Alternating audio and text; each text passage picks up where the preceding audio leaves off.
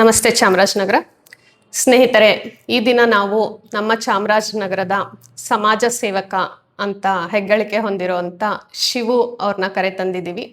Shivu ಜನಸ್ನೇಹಿ charitable trust ಇವರಿಗೆ ನಮ್ಮ ಹಸಿರು ಪಡೆ ಕಡೆಯಿಂದ ತುಂಬು ಹೃದಯದ ಸ್ವಾಗತ. ಸರ್, ಈ ಒಂದು ಚಾರಿಟಬಲ್ ಟ್ರಸ್ಟ್ನ ಮಾಡಿಕೊಂಡು ತುಂಬ ಜನಸ್ನೇಹಿ ಕಾರ್ಯಕ್ರಮಗಳನ್ನ ಮಾಡ್ತಾ ಇದ್ದೀರಾ, ಸೇವೆಗಳನ್ನ ಮಾಡ್ತಾ ಇದ್ದೀರಾ. ಈಗ 1.5 ವರ್ಷದಿಂದ ನಿಮ್ದು ಜನಸ್ನೇಹಿ ಟ್ರಸ್ಟ್ ಜಾರಿಗೆ ಬಂತು ಅಂತ ತಿಳಿದಿದೆ. ಈ ಒಂದು ಟ್ರಸ್ಟ್ ಮಾಡೋದಕ್ಕೆ, ಈ ಒಂದು ಸಮಾಜ ಸೇವೆ ಮಾಡಬೇಕು ಅಂತ ನಿಮ್ಮ ಒಂದು ವೃತ್ತಿ ಜೊತೆಗೆ ಇದೊಂದು ಮಾಡ್ತಾ ಇದ್ದೀರಾ. ಇದಕ್ಕೆ ಏನ್ ಪ್ರೇರಣೆ? ಇದಕ್ಕಿದ್ದಂಗೆ ನೀವು ಹೇಗೆ ಈಗ 1.5 ವರ್ಷದಿಂದ ಈ ಸೇವೆಗೆ ಕೈಗೊಂಡ್ರಿ ಅಂತ ತಿಳಿಸ್ಕೊಡಿ. ಮೇಡಮ್, ಪ್ರಾರಂಭದಲ್ಲಿ ನಾನು ಮೈಸೂರಲ್ಲಿ ಒಂದು ಆಟೋ ಡ್ರೈವರ್ ಆಗಿ ವರ್ಕ್ ಮಾಡ್ತಾ ಇದ್ದೆ.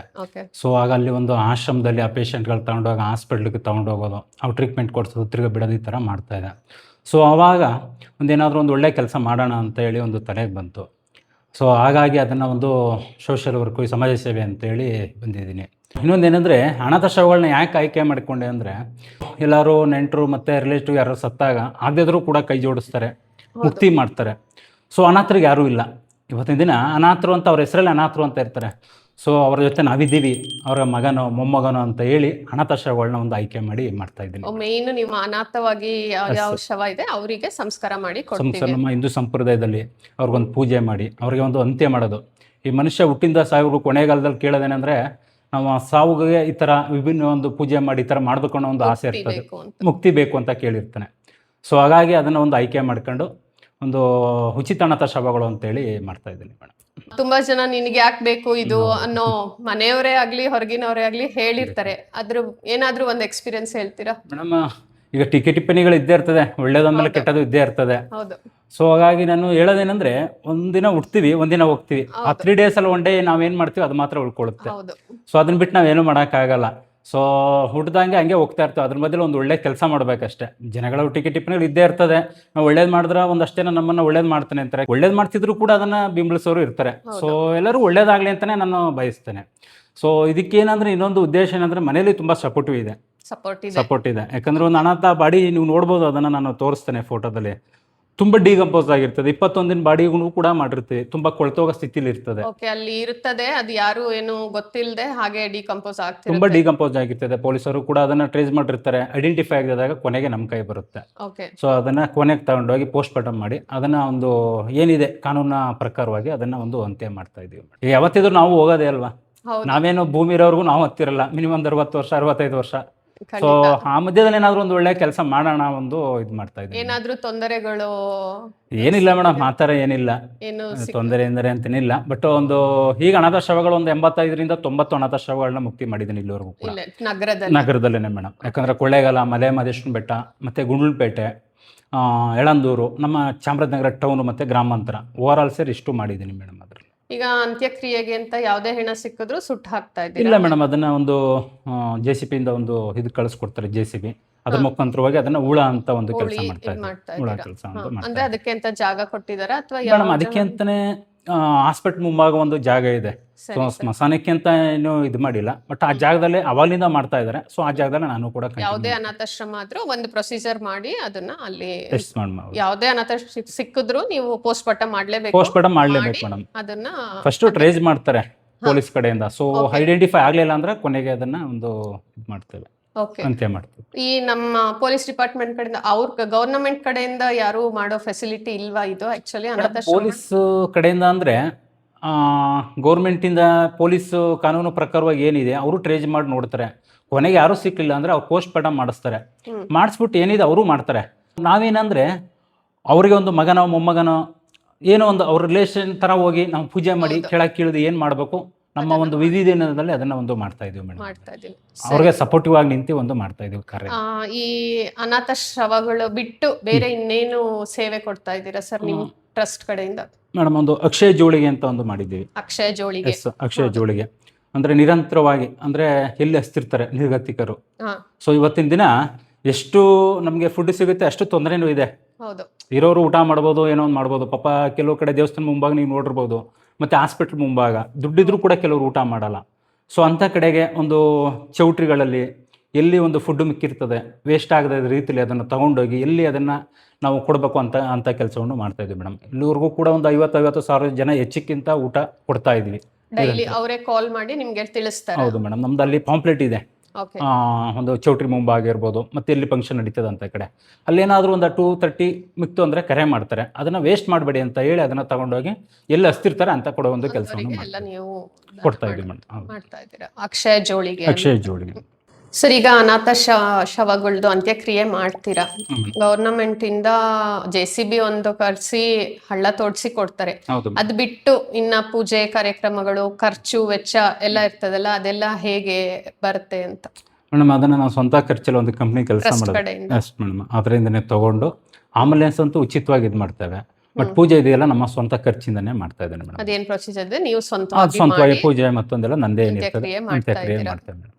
ಈ ಆಂಬುಲೆನ್ಸ್ ಇಟ್ಕೊಂಡಿದ್ದೀರಾ, ಆಂಬುಲೆನ್ಸ್ ಸರ್ವಿಸ್ ನ ಬೇರೆ ಜನಗಳಿಗೆ ಕಡಿಮೆ ಖರ್ಚಲ್ಲಿ ಏನಾದ್ರೂ ಸೇವೆ ಕೊಡ್ತಾ ಇದ್ದೀರಾ? ಅದು ಕೂಡ ಕೊಡ್ತಾ ಇದೀವಿ ಮೇಡಮ್. ಈಗ ತೀರಾ ಬಡವರು ಪಾಪ ಏನೋ ಡೆತ್ ಆಗಿರ್ತಾರೆ ಅಥವಾ ಇಲ್ಲಿಂದ ಮೈಸೂರಿಗೆ ಶಿಫ್ಟ್ ಮಾಡಬೇಕಾಗಿರ್ತದೆ ಅಂಥವ್ರು ಕೂಡ ತುಂಬ ಇಲ್ವೇ ಇಲ್ಲ ಅಂದರೆ ಫ್ರೀಯಾಗಿ ಕಳ್ಸೋಕ್ಕೂ ಅದಕ್ಕೆ ನಾವು ಕಳಿಸ್ಕೊಡ್ತೀವಿ. ಸೊ ಇರೋರು ಪೆಟ್ರೋಲ್ ಹಾಕ್ಸಿದ್ರು ಕೂಡ ಅದನ್ನ ಏನು ಮಾಡಬೇಕು ಮಾಡ್ತೇವೆ. ಮಿನಿಮಮ್ ಏನು ಖರ್ಚಿದೆ ಅದನ್ನ ತಗೊಳ್ತೀವಿ ಮೇಡಮ್. ಯಾಕಂದ್ರೆ ಆ ಬರೋ ಖರ್ಚಲ್ಲೇ ನಾನು ಕೆಲವೊಂದನ್ನು ನಿಭಾಯಿಸಬೇಕು ಅನ್ನೋದಿರ್ತದೆ. ಈಗ ಅಕ್ಷಯ ಜೋಳಿ ಗಾಡಿ ಓಡಬೇಕು ಅಂದ್ರೂ ಪ್ಲೇಟು ಮತ್ತೆ ಪೆಟ್ರೋಲ್ಗೆ ಈ ಇದರಲ್ಲೇ ಎರಡೂ ಮ್ಯಾನೇಜ್ಮೆಂಟ್ ಮಾಡಬೇಕಾಗುತ್ತೆ. ಒಂದು ಇನ್ಕಮ್ ಇದ್ರೆ ಒಂದು ನಾವು ಮಾಡಕ್ ಸಾಧ್ಯವಾಗಿರ್ತದೆ. ಇವತ್ತಿನ ದಿನ ಯಾರನ್ನ ಸ್ಪಾನ್ಸರ್ಸ್ ಎಲ್ಲ ಮಾಡ್ತಾರಾ ಟ್ರಸ್ಟಿಗೆ? ಸದ್ಯಕ್ಕೆ ಏನಿಲ್ಲ ಮೇಡಮ್. ಯಾವುದೇ ತರ 1.5 ವರ್ಷದಿಂದ ನಿರಂತರವಾಗಿ ಒಂದು ದಿನ ಕೂಡ ರಜನೂ ಆಗ್ತೇ ಕೆಲಸ ಮಾಡ್ತಾ ಇದ್ದೀನಿ. ಊಟ ಆಗಿರ್ಬೋದು, ಬಾಡಿ ಆಗಿರ್ಬೋದು. ಊಟ ಅಂತೂ ನಿರಂತರವಾಗಿ ಬರ್ತಿದೆ, ಬಾಡಿ ಸ್ವಲ್ಪ ಲೇಟ್ ಆದ್ರೂ ಕೂಡ ಬರ್ತಾ ಇರ್ತದೆ. ಒಂದಿನೂ ಕೂಡ ಮನೇಲಿ ರೆಸ್ಟ್ ಮಾಡದೇನೆ ಕೆಲಸ ಮಾಡ್ತಾ ಇದೀವಿ. ಬಂದಿದ್ದೀವಿ, ಕೆಲಸ ಮಾಡ್ಬೇಕು ಅಂತಾನೆ ಬಂದಿದ್ದೀವಿ, ಮಾಡ್ತಾ ಇರ್ತೀನಿ. ಯಾವುದೇ ಇನ್ನೂ ಕೂಡ ನಮಗೆ ಯಾವುದೇ ತರ ಒಂದು ಸರ್ಕಾರದಿಂದ ಆಗಿರ್ಬೋದು ಮತ್ತೆ ಜನಗಳಿಂದ ಆಗಿರ್ಬೋದು ಯಾವುದೇ ತರ ಇಲ್ಲ. ಬಟ್ ಅವರೊಂದು ಪ್ರೀತಿಸುವಂತಹದ್ದು ಒಂದು ಸಿಕ್ಕದಾಗ ಒಂದು ವಿಶ್ ಮಾಡೋಂಥದ್ದು ಅದೇ ತುಂಬಾ ಖುಷಿ ಕೊಡ್ತಾ ಇದೆ ಮೇಡಮ್. ಇವತ್ತಿನ ವರ್ಕ್ ಸ್ಯಾಟಿಸ್ಫ್ಯಾಕ್ಷನ್ ತುಂಬಾ ಖುಷಿ ಆಗ್ತದೆ. ನಾವು ದುಡ್ಡು ಮಾಡಿದ್ರು ಕೂಡ ಆ ತರ ರೆಸ್ಪಾನ್ಸ್ ಸಿಗಲ್ಲ, ಸಿಕ್ಕೋದಿಲ್ಲ. ಹೌದು. ಹಂಗಾಗಿ ಅದೊಂದು ತುಂಬಾ ಖುಷಿ ಆಗ್ತದೆ. ಎಲ್ಲೋದ್ರೂ ಕೂಡ ಶಿವು ಅಂತ ಒಂದು ಮಾತಾಡ್ಸೋದಾಗಿರ್ಬೋದು, ಅದು ತುಂಬಾ ಖುಷಿ ಆಗ್ತಾ ಇದೆ ಮೇಡಮ್. ಸರ್, ಈಗ ಮದುವೆ ಕಾರ್ಯಕ್ರಮ, ಬೇರೆ ಒಂದು ಸಮಾರಂಭದಲ್ಲಿ ಉಳಿದ ಆಹಾರನ ಕೊಡ್ತಾರೆ, ಅದನ್ನ ಸ್ವೀಕರಿಸಿ ನೀವು ಅಕ್ಷಯ ಜೋಳಿಗೆಲಿ ಬೇರೆ ಕಡೆ ಎಲ್ಲರಿಗೂ ನಿರ್ಗತಕ್ಕೆ ಕೊಡ್ತಾ ಇದ್ದೀರಾ.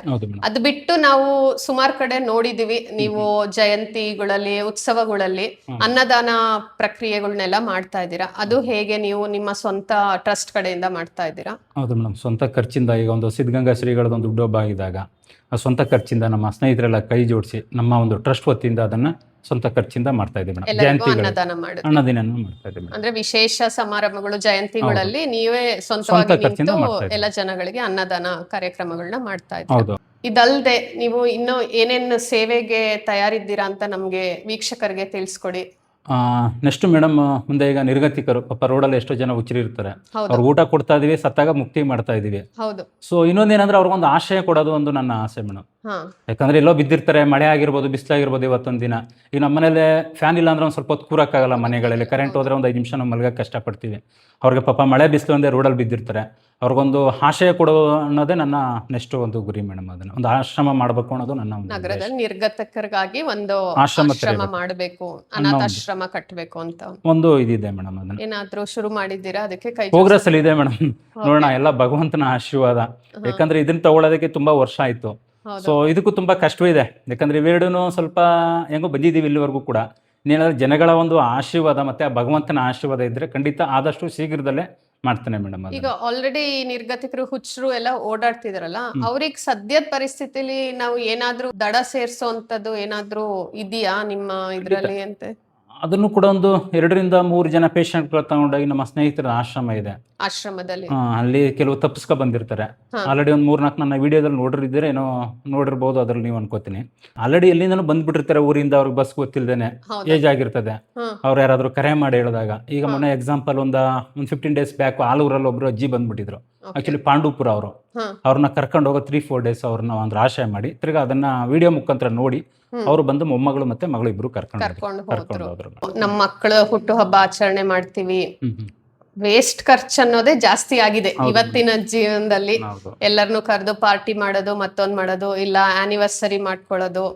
ಈ ಎಲ್ಲದ್ರ ಮಧ್ಯೆ ನಾವು ಒಂದು ವೀಕ್ಷಕರಿಗೆ ಏನ್ ಹೇಳ್ತಿದೀವಿ ಅಂದ್ರೆ, ಒಂದು ಒಳ್ಳೆ ಕಾರ್ಯಕ್ಕೆ ನಿಮ್ಮ ಮಕ್ಕಳ ಹುಟ್ಟುಹಬ್ಬದಾಗ್ಲಿ ನಿಮ್ಮ ಆನಿವರ್ಸರಿ ದಿನ ಆಚರಣೆನ ಈ ತರ ಬೇರೆಯವರಿಗೆ ನಿರ್ಗತಿಕರಿಗೆ ಅನ್ನದಾನ ಮಾಡಿ ಪೂರೈಸಿ ಅಂತ ಕೇಳ್ಕೊತೀವಿ. ಇದ್ರ ಬಗ್ಗೆ ನೀವೇನ್ ಹೇಳ್ತೀರಾ? ಮೇಡಮ್, ಇವಾಗ ನೀವು ಹೇಳ್ದಂಗೆ ಎಷ್ಟೋ ಜನ ಬರ್ಡೇ ಆಚರಿಸ್ಬೇಕಾದ್ರೆ ತುಂಬ ಗ್ರ್ಯಾಂಡಾಗಿ ಮಾಡ್ತಾರೆ, ವೇಸ್ಟ್ ಖರ್ಚುಗಳಾಗ್ತಾ ಇದೆ. ಸೊ ಹಾಗಾಗಿ ಅವ್ರ ಬರ್ಡೇ ಮತ್ತು ವೆಡ್ಡಿಂಗ್ ಆನಿವರ್ಸರಿ ಮತ್ತು ಮಗದೊಂದು ಯಾವುದೇ ಮಾಡಿದ್ರು ಕೂಡ ನಮ್ಮ ಟ್ರಸ್ಟ್ ನಂಬರ್ ಆಲ್ಮೋಸ್ಟ್ ನಾನು ಸ್ಕ್ರೀನಲ್ಲಿ ಹಾಕಿರ್ತೀನಿ, ಕರೆ ಮಾಡ್ಬೋದು. ಅವರು ಮಾಡಿಸ್ಕೊಡ್ತೀನಿ ಅಂದರೆ ಇನ್ನೂ ಖುಷಿ ವಿಚಾರ, ಯಾಕಂದ್ರೆ ನಮಗೆ ಮಾಡ್ಸೋದು ತಪ್ಪುತ್ತೆ. ಸೊ ಅವ್ರು ಮಾಡಿಸ್ಕೊಡ್ತೀನಿ ಅಂದರೆ ಒಂದು ಹೊತ್ತಿನ ಊಟಕ್ಕೆ ಧಾರಾಳವಾಗಿ ಕೈ ಜೋಡಿಸ್ಬೋದು. ಎಷ್ಟೋ ಜನ ಹಸ್ತಿರ್ತಾರೆ, ಅವರು ಮಾಡಿದ್ರೆ ಅವ್ರಿಗೆ ಅದರಲ್ಲೇ ಒಂದು ದೇವ್ರು ಕಾಣ್ಬೋದು ಅಂತ ಹೇಳ್ತೇನೆ. ಅಷ್ಟೊರೆಗೆ ಒಂದು ಊಟ ಕೊಟ್ಟ ತಕ್ಷಣ ಅದರಲ್ಲೇ ಒಂದು ದೇವ್ರು ಕಾಣ್ಬೋದು ಅಂತ ಹೇಳ್ತೇನೆ. ಸರ್, ಈಗ ಒಂದು ಹುಟ್ಟು ಹಬ್ಬಕ್ಕೆ ಒಂದು ಊಟ ಹಾಕಿಸ್ತೀನಿ ಅಂತ ಯಾರಾದರೂ ಒಬ್ರು ಕರೆ ಮಾಡ್ತಾರೆ ಅಂದ್ರೆ ಅವರಿಗೆ ಏನ್ ಹೇಳ್ತೀರಾ? ಮಿನಿಮಮ್ ಎಷ್ಟು ಜನಕ್ಕೆ ಅವರು ಕೈಗೂಡಿಸ್ಬೋದು? ಮೇಡಮ್, ಅವರು ಒಂದು 10 ಜನಕ್ಕೆ ಮಾಡಿದ್ರು ಖುಷಿನೇ, 100 ಜನಕ್ಕೆ ಮಾಡಿದ್ರು ಖುಷಿನೇ. ಅವರೆಷ್ಟು ಮಾಡಿಸ್ಕೊಡ್ತಾರೆ ಅಷ್ಟು ಕೂಡ ನಾವು ಅದನ್ನು ಎಲ್ಲಿ ನಿರ್ಗತಿಕರಿರ್ತಾರೆ ನಾವು ಅದನ್ನು ಹುಡುಕಿ ನಾವು ಕೊಡುವಂಥ ಕೆಲಸ ಮಾಡ್ತೀವಿ. ವೇಸ್ಟ್ ಯಾವುದೇ ಕಾರಣಕ್ಕೂ ಆಗಲ್ಲ, ವೇಸ್ಟ್ ಆಗಬಾರ್ದು ಅನ್ನೋ ಉದ್ದೇಶದಲ್ಲೇ ನಾವು ಅಕ್ಷಯ ಜೋಳಿಗೆ ಪ್ರಾರಂಭ ಮಾಡಿದ್ದೀವಿ.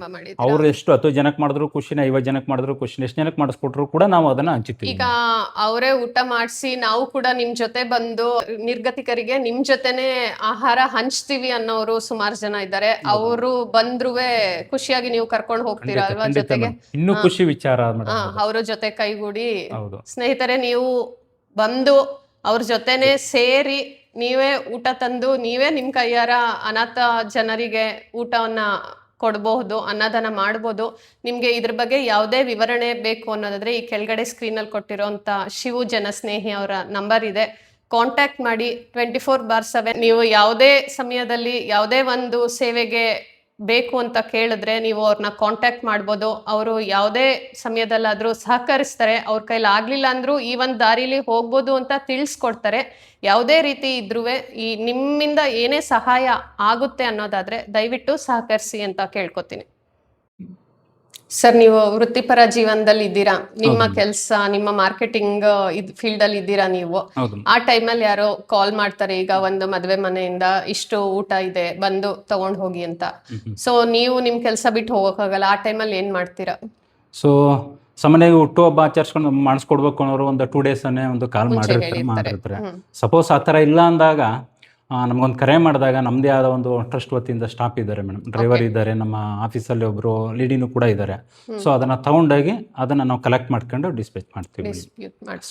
ಅಂದ್ರೆ ನಗರದಲ್ಲಿ ಇರೋ ನಿರ್ಗತಕರಿಗೆ ಅನಾಥರಾಗಿರೋರಿಗೆ ಊಟ ಕೊಡೋದು, ಅದ್ ಬಿಟ್ಟು ಅನಾಥಾಶ್ರಮಗಳಿಗೆ ನೀವು ಊಟ ಇದೆ ಅದನ್ನ ಸಪ್ಲೈ ಮಾಡ್ತೀರಾ? ಹೌದು ಮೇಡಮ್. ಸೊ ಈಗ ನೀವು ಏನೋ ತಗೊಂಡ್ಬರ್ತೀರಾ, ಒಳ್ಳೆ ಊಟಗಳು ಎಲ್ಲ ನೋಡಿ ಜನಗಳು ಸಹಕರಿಸ್ತಾ ಇದಾರ, ತಗೋತಾರ? ನೀವು ಏನೇ ಊಟ ಕೊಟ್ರು ಅವ್ರೇನು ವೇಸ್ಟ್ ಮಾಡ್ತಿಲ್ಲ, ತಗೊಂಡು ಉಪಯೋಗಿಸ್ಕೊತಾ ಇದ್ದಾರೆ? ಖಂಡಿತ ಮೇಡಮ್. ಯಾಕಂದ್ರೆ ಹಾಸ್ಪಿಟಲ್ ಮುಂಭಾಗ ನಮ್ಮ ಗಾಡಿ ಹೋಗೋದೇ ತಡ, ಅಷ್ಟು ಜನ ಬರ್ತಾರೆ. ವಿತಿನ್ ಒಂದು 30 minutes ಅಲ್ಲೇ ಖಾಲಿ ಆಗ್ಬಿಡ್ತದೆ. ನಾವ್ ಎಷ್ಟು ತಂದ್ರು ಕೂಡ, ನಾವ್ ಇನ್ನೊಂದು ಬಾರಿ ತಂದು ಕೊಟ್ರು ಕೂಡ ಖಾಲಿ ಆಗುತ್ತೆ. ಆ ತರ ಇದೆ ಮೇಡಮ್. ಅಷ್ಟು ಬರ್ತಾರೆ, ತಗೊಳ್ತಾರೆ. ಯಾಕಂದ್ರೆ ನಾವು ಕೂಡ ಊಟ ಮಾಡೇ ನಾವು ಅದನ್ನ ಕೊಡ್ತೀವಿ. ಯಾಕಂದ್ರೆ ನಾವು ಊಟ ಮಾಡದೇನೆ ಇದಿಲ್ಲ, ನಾವು ಊಟ ಮಾಡಿ ಫಸ್ಟ್ ನಾವು ಜನಗಳಿಗೆ ಕೊಡ್ತೀವಿ. ಹೌದು, ಸರಿಯಾಗಿದೆಯಾ ನೋಡಿ, ಚೆನ್ನಾಗಿದೆ ಊಟ ಇದ್ರೆ ಮಾತ್ರ ಅದನ್ನ ಜನಗಳಿಗೆ ಕೊಡ್ತಾ ಇದ್ದೀರಾ. ಕೆಲವು ಕಡೆ ಕೋಸಂಬರಿ ಮತ್ತೊಂದೇನಾದ್ರು ಮದುವೆಯಲ್ಲಿ ಮಿಕ್ಕಿ ಸ್ಮೆಲ್ ಬರ್ತದೆ ಅಂದ್ರೆ ಯಾವುದೇ ಕಾರಣಕ್ಕೂ ತಗೊಳ್ಳೋದಿಲ್ಲ. ನಾವು ತಗೊಳ್ಳೋದಿಲ್ಲ, ಅವರು ಕೂಡ ಕೊಡೋದಿಲ್ಲ. ಯಾಕಂದ್ರೆ ಎಲ್ಲ ಸ್ವಲ್ಪ ಹಿರಿಕರು ತಿಂತಾರೆ, ಏಜ್ ಆಗಿರೋರು ತಿಂತಾರೆ, ಮಕ್ಕಳು ಕೂಡ ತಿಂತಾರೆ. ಅವರ ಆರೋಗ್ಯ ದೃಷ್ಟಿಯಲ್ಲಿ ನಾವು ಯೋಚನೆ ಮಾಡೇ ಮಾಡಬೇಕು. ನಾವು ಕೊಡ್ತೀವಿ ಅಂದ್ಬಿಟ್ಟು ಎರಂಬೇರಿ ಏನೋ ಸಿಕ್ಕದು ತಂದು ಕೊಡಕ್ಕಾಗಲ್ಲ. ಇವತ್ತಿನ ದಿನ ಆರೋಗ್ಯದಲ್ಲಿ ಮತ್ತೆ ಏನು ಸುರಕ್ಷಿತವಾಗಿದೆ ಅದನ್ನು ಕೂಡ ಜೋಪಾನವಾಗಿ ನಾವು ಅದನ್ನ ಕಾಪಾಡ್ಕೊತಾ ಬರ್ತಾ ಇದ್ದೀರಾ. ಸ್ನೇಹಿತರೆ, ಈ ನಮ್ಮ ಮನೆಯ ಸಭೆ ಸಮಾರಂಭಗಳು ಅಥವಾ ಮದುವೆ ಕಾರ್ಯಕ್ರಮಗಳು, ಚೌಲ್ಟ್ರಿಲೇ ಆಗಿರ್ಬೋದು, ಮನೇಲೆ ನಾವು ಒಂದು ಚಿಕ್ಕ ಕಾರ್ಯಕ್ರಮ ಮಾಡ್ತೀವಿ. ಕಾರ್ಯಕ್ರಮ ಎಲ್ಲ ಮುಗಿದು ಒಂದು 10 ಜನಕ್ಕಾದ್ರೂ ಊಟ ಮಿಕ್ಕಿದೆ ಅಂತ ಹೇಳಿದ್ರು ಕೂಡ ಅದನ್ನ ಎಲ್ಲೂ ವೇಸ್ಟ್ ಮಾಡದೆ ಕೂಡಲೇ ನಮ್ಮ ಈ ಅಕ್ಷಯ ಜೋಳಿಗೆ ಅವರಿಗೆ ಕಾಲ್ ಮಾಡಿದ್ರೆ, ಈಗ ನಮ್ಮ ಚಾಮರಾಜನಗರ ಡಿಸ್ಟ್ರಿಕ್ಟಲ್ಲಿರೋ ಪ್ರತಿಯೊಂದು ಚೌಲ್ಟ್ರಿಲೂ ಕೂಡ ಅಕ್ಷಯ ಜೋಳಿಗೆ ಅವರ ಪೋಸ್ಟರ್ ಹಾಗೂ ಅವರ ನಂಬರ್ಗಳನ್ನ ಡಿಸ್ಪ್ಲೇ ಮಾಡಿದ್ದೀವಿ ಛತ್ರದಲ್ಲೇ. ಅದಲ್ಲದೆ ಈಗ ನಮ್ಮ ಈ ವಿಡಿಯೋ ಕೆಳಗಡೆ ಕಾಣಿಸ್ತಾ ಇದೆ ನಿಮಗೆ ನಂಬರು. ಈ ನಂಬರಿಗೆ ಕರೆ ಮಾಡಿ ಮಿನಿಮಮ್ 10 ಜನದ ಊಟ ಮಿಕ್ಕಿದ್ರೂ ಕೂಡ ಬಂದು ತಗೊಂಡು ಹೋಗ್ತಾರೆ. ಅದನ್ನ ಯಾವುದೇ ರೀತಿ ವೇಸ್ಟ್ ಮಾಡದೆ ಯಾರಿಗೆ ಅವಶ್ಯಕತೆ ಇದೆ ಅವರಿಗೆ ಕಳಿಸ್ಕೊಡ್ತಾರೆ, ಅನ್ನದಾನ ಮಾಡ್ತಾರೆ. ನಾವು ಸ್ವಂತ ನಮ್ಮ ಕಾರ್ಯಕ್ರಮ ಬಿಟ್ಟು ಹೋಗಿ ಅನ್ನ ಕೊಡೋದಕ್ಕೆ ಆಗೋದಿಲ್ಲ ಬೇರೆಯವರಿಗೆ. ಸೊ ಆ ಒಂದು ಕೆಲಸನ ಇವರ ಸೇವೆ ಕಡೆಯಿಂದ ಮಾಡ್ತಾ ಇದ್ದಾರೆ. ಇದನ್ನ ಸದುಪಯೋಗ ಪಡಿಸ್ಕೊಳ್ಳಿ. ಇಲ್ಲ ಇನ್ನು ಮುಂದೆ ನಾವು ಏನೇ ಫಂಕ್ಷನ್ ಮಾಡಿದಾಗ ಹೆಚ್ಚಿಗೆ 10 ಜನಕ್ಕೆ ಊಟ ಅನ್ನೋ ಥರ ಹೇಳಿ ನಾವು ಮಾಡಿಸಿದ್ರು ಆಯಿತು. ಆ ಒಂದು 10 ಜನಕ್ಕೆ ನಮ್ಮ ಮನೆಯವ್ರ ಜೊತೆಗೆ 10 ಜನಕ್ಕೆ ಅನ್ನದಾನ ಮಾಡೋಣ. ಇದರಿಂದ ಒಂದು ಪುಣ್ಯ ಭಾಗಿಗಳಾಗೋಣ.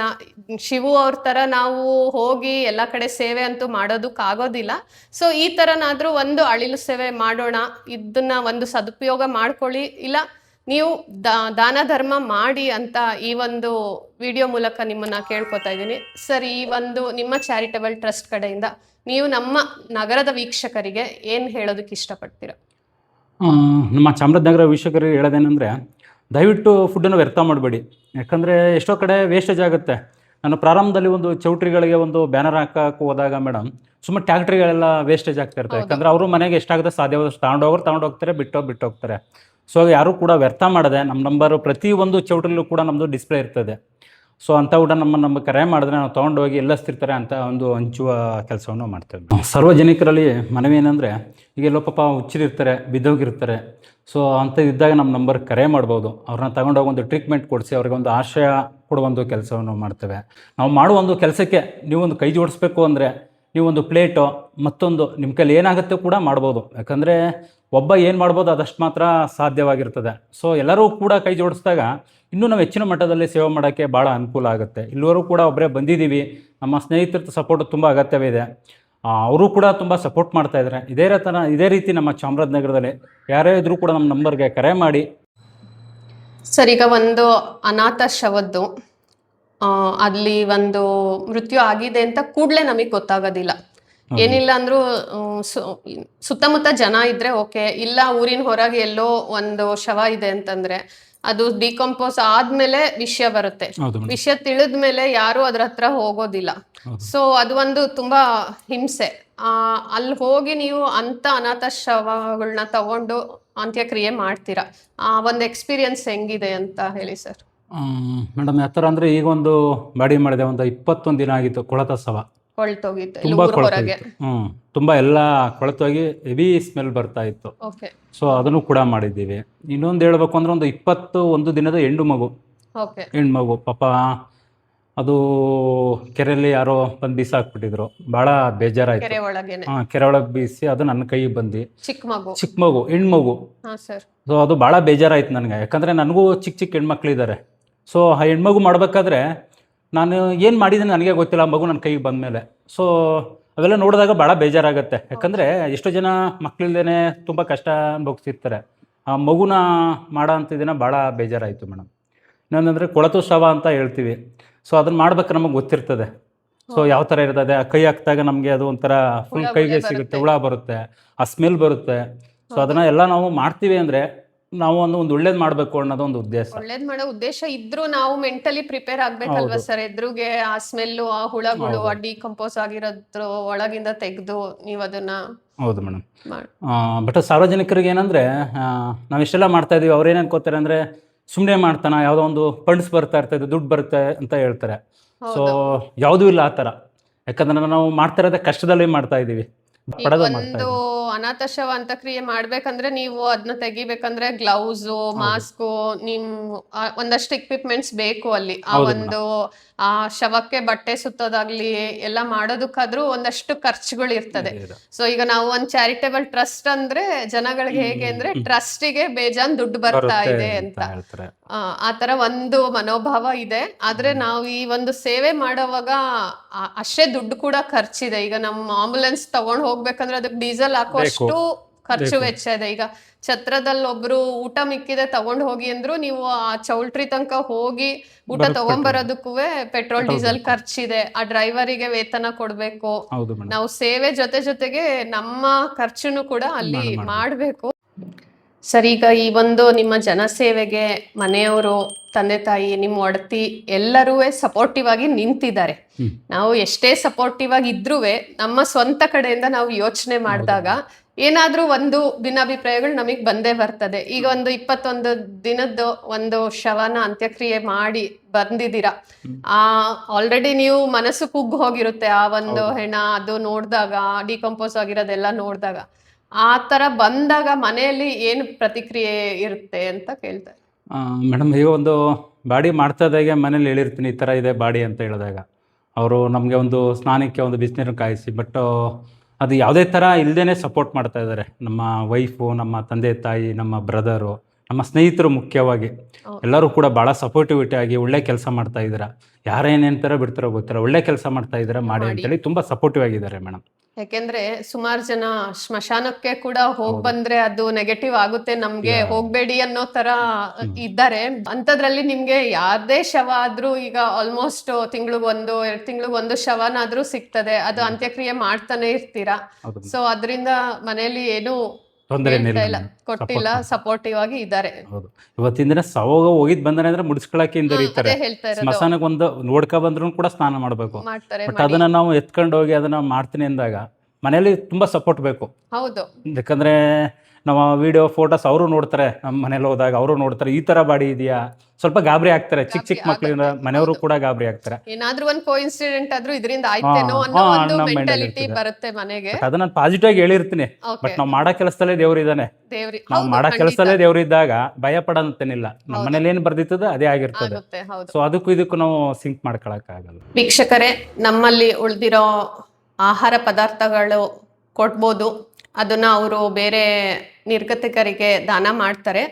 ಇದರ ಮಧ್ಯದಲ್ಲಿ ನಾವು ಕೇಳೋದು, ಆ ಒಂದು ಆಹಾರ ಪದಾರ್ಥ ಏನು ಬರ್ತದೆ ಅದನ್ನ ವಿತರಣೆ ಮಾಡೋದಕ್ಕೆ ಪೇಪರ್ ಪ್ಲೇಟ್ಸ್ ಆಗಿರ್ಬೋದು, ಯಾರಾದರೂ ತಂದು ಕೊಟ್ರೆ ದಾನ ಮಾಡಿದ್ರೆ ಸ್ವೀಕರಿಸ್ತಾರೆ. ಮುಖ್ಯವಾಗಿ ನಮಗೆ ಅನ್ನದಾನ ಎಲ್ಲ ನಡೀತಾ ಇದೆ, ಒಟ್ಟಿಗೆ ಆಹಾರ ಎಲ್ಲ ಬರ್ತಾ ಇದೆ, ಆದರೆ ಅದನ್ನ ಎಲ್ಲರಿಗೂ ವಿತರಣೆ ಮಾಡೋದಕ್ಕೆ ಪ್ಲೇಟ್ಸು ತುಂಬ ಕೊರತೆ ಆಗ್ತಾ ಇದೆ.